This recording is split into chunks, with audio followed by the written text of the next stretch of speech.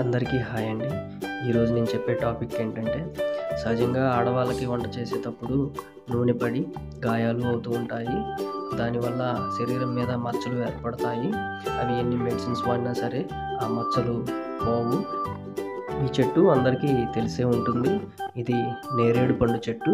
ఈ చెట్టు ఆకులతోటి మనం ఆ గాయాలకి మందు తయారు చేసుకోవచ్చు. ఈ చెట్టు ఆకులను తీసుకొని వాటిలో మంచి ఆకులను వేరుకొని వాటిని నీట్గా శుభ్రం చేసుకొని వాటిని ఎండబెట్టుకోవాలి తేమ లేకుండా. పొడిగా అయిన ఆకులని తీసుకోవాలి. వాటిని ఒక తాసీలో వేసుకొని గ్యాస్ మీద బాగా వేడి చేసుకోవాలి. ఎంతలా అంటే ఆకులన్నీ బ్రౌన్ కలర్లోకి వచ్చేదాకా బాగా వేడి చేసుకోవాలి. అలా వేడిగా అయిన ఆకులు బ్లాక్ షేడ్లోకి రావాలి. బ్లాక్ షేడ్లోకి వచ్చిన ఆకులు అన్నిటిని మిక్సీలోకి తీసుకొని మెత్తగా గ్రైండ్ చేసుకోవాలి. బాగా మెత్తగా పొడిగా అయ్యేదాకా వాటిని గ్రైండ్ చేయాలి.